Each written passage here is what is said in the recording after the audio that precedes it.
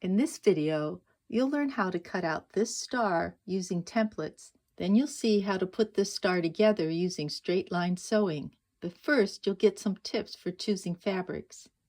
If you're just tuning into this series and you're wondering how to draw up this star and make these templates, you'll want to check out our previous video. I'll leave the links below. To give this star a 3D effect, you'll want to pick fabrics with a lot of contrast. Now on this star, I used all golds for the rays. You can see there's a lot of contrast here, and this part of the star jumps out the most. Back here, there's not a lot of contrast, and you don't notice a 3D effect, so you might want to consider that when picking your fabrics. Today, I'll be using these reds for these inner rays, and these blues for the outer rays, and this gold will be my background fabric. Before you start cutting your fabric, decide where you want the darks and lights to go. You can color in a pattern like this for reference, or you can add little scraps of fabric to your pattern as a reminder of the placement. Before cutting your fabric, make sure it's been pressed. Now this fabric will go in this spot, so I'll use this side of the template to cut out my fabric. Now usually I trace around the template on the wrong side of the fabric, but because this pattern has these mirror image shapes, it can get complicated. So I find it easiest to place my template on the right side of the fabric, the way it would appear in my quilt. I need to pay attention to these straight of grain lines, making sure that they fall on the selvage edge, or they could be on the cross grain side. I'm going to use this ink pen so you can see, but you'll probably want to use a fabric marking pencil. I just trace around the edge, hold on tight so that template doesn't move. Now usually when I'm tracing the template on the back of the fabric, I mark these dots, but since we're on the front of the fabric, I'll hold off until later on to mark those. So here's my fabric all ready to be cut out. I'll need 4 of these so I can continue tracing around this shape. Now you might have noticed this board here. My husband made this, and what he did was glue a piece of fine weight sandpaper to the top of this board, so when I put my fabric down, it sort of grips the fabric and it doesn't move when I trace around it. Now we used a board, but I'm sure you could glue this to a piece of cardboard for the same effect. You can use scissors to cut these shapes out, or a rotary cutter. Now when you cut, you want to make sure that you trim off that ink mark. That's extra around the outside edge of the template. So if I'm using my rotary cutter, I want to slide it up right to that ink line and then cut. I usually like to line this up with the lines on my mat if possible. Then slide this up to that ink line and cut. Let's see. Yep, that looks good. If you want to cut more than one at a time, you can stack these and then rotary cut, or you can pin these pieces together and then cut using your scissors. You want to make sure when you stack these that you have the right sides facing forward. So I want to explain to you, if you decide to stack your fabric, you've really got to pay attention that you've got right sides facing up like this, as opposed to just folding your fabric like this, where you've got the wrong sides facing each other. Now I've used my B2 template to trace around these, and I'll cut them out using the rotary cutter. So you can see when I cut them, when they're stacked on top of each other like this, they turn out just like the template. But when they're stacked on top of each other like this, they turn out to be the mirror image of each other. And so you want to avoid that. Now after your pieces have been cut out, you'll want to turn them over, turn your template over, and then mark those dots on the back. Now with these C pieces, because you're using the same fabric in both C1 and C2, it's okay if you just fold the fabric in half and then cut. I'll usually stack 4 thicknesses like this so I can cut out all the pieces at once. One last word about templates. It's very tempting not to trace around this template, but instead to pick up your rotary cutter and cut around the edge, or to put your rotary ruler over the top of the template and then cut around it. This might look like a good idea, but it's very easy to cut into this template. So make sure to trace around your template first and then use your rotary cutter and ruler to cut out. After everything's been cut, I'm ready to lay out my pieces. I like to start in the center with these A pieces. When all the A's have been added, I'll move on to the B pieces. It helps to have this drawing nearby. When all the B's have been placed, I'll move on to the C's. Now these C shapes can be tricky because if I turn this around, it looks almost the same as this piece, and it's not. So you need to keep track of where the straight of grain is. The straight of grain is along this edge. You can see on my template that I have a little notch here on the corner of the straight of grain side. So the straight of grain goes along here. I'll put that one in. Straight of grain goes along there. So on this one, the straight of grain goes along this edge. So it's going to go on those outside edges when you lay this out. Now you're ready to start sewing. Whenever you stitch blocks together, you want to look for straight line stitching. So if I take this section right here and I start and put these 2 pieces together and stitch down there, and then I stitch this piece to this as a straight line, I'll end up with the section that's going to be the mirror image of this one.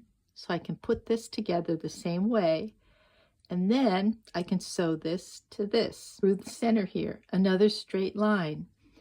Once I've completed this section here, I'll repeat in each one of these corners, and then I can sew these 2 together, another straight line, these together, another straight line, and then this section to this section, another straight line. So I'll put right sides together, and I'm not sure if you can see, but I've got a dot right here that I marked on my template. On the back of here, I have another dot.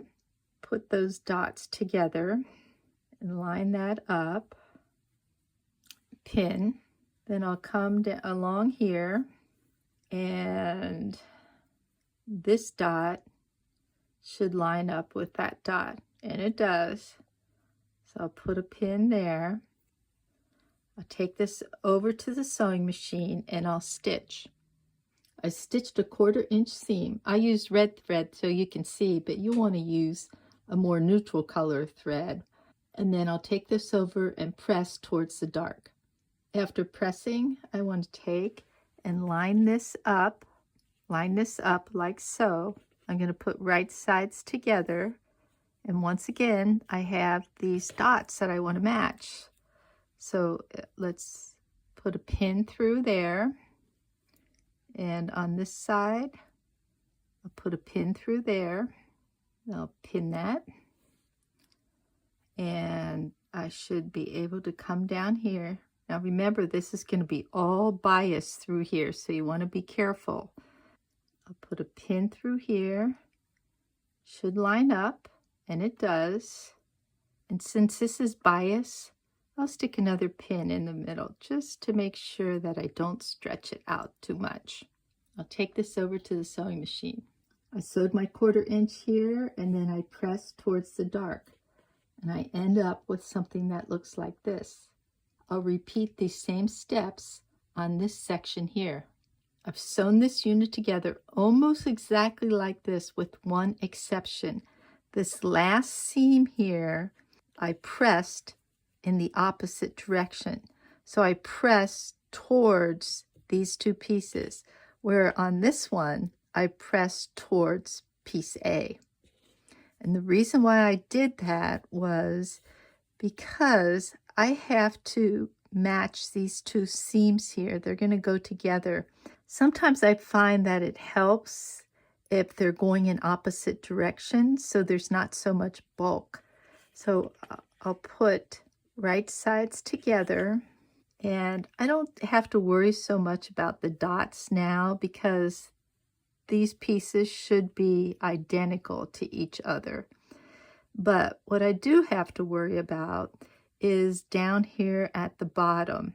Now I pressed towards the blue in both of these, mainly because I was afraid that this blue might put a shadow here. So now you've got a lot of bulk that has to be matched together here. So let me get this pinned, and here is that seam that I have to match.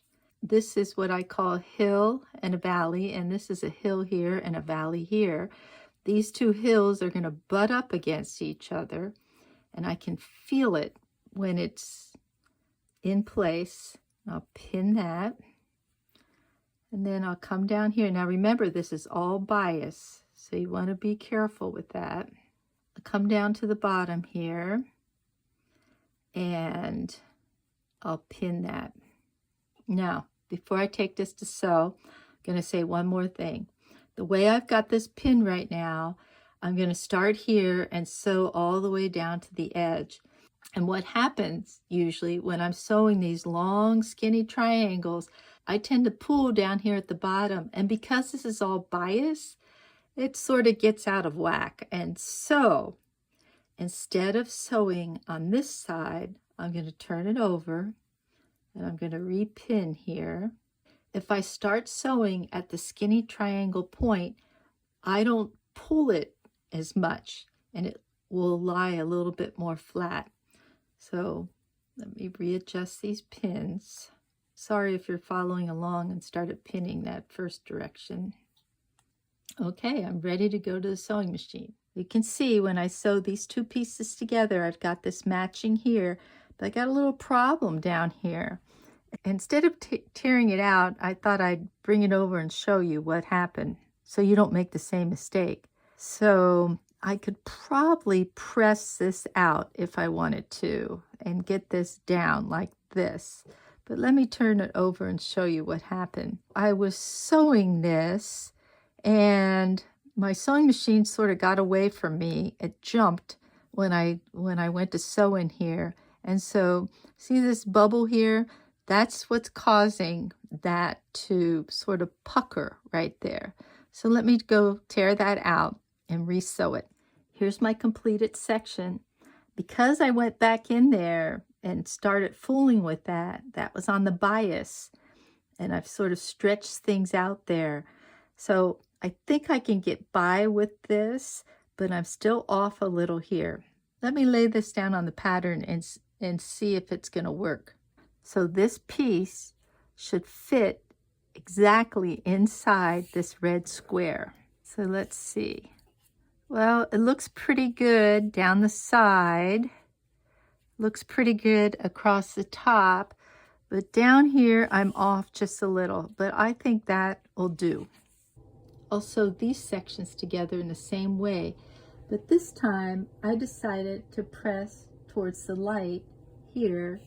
And on this one, I press towards the dark. And we'll see if that makes a difference. I've pressed towards the dark here, and then I've pressed towards B and C on this one so that these seams will match up. And these two seams will match up down here. So that might be a little bit better. And remember, because I'm going to start sewing down on this end, this is where I'll start pinning. Down here, match those dots, match this seam. So I'll take this over to the sewing machine and stitch. I might have a little shadow here where the blue meets the beige, but I think this went together a little bit better. So here's a diagram that might help with those pressing instructions. You'll want to press this seam in that direction, this seam in that direction, this seam in that direction, and this seam in that direction. It's okay if you want to press the seams open or in other directions. It's just that this way will allow you to redistribute some of that bulk at these intersections. When all 4 of these sections have been completed, I like to stop and double check my work before sewing these sections together. Sometimes I can check that just by looking at these dots. I can see that I missed this right here a little, and let's see what's going to happen here. If I were to press this, you'll see that this darker red piece should be over here, right on the corner, as you can see in each of these other pieces. Now, why is that important? Because if I want to match all of these in the center, then I need to have this dead on, or it won't match. You might say, well, I don't care if it matches, and sometimes I feel like that.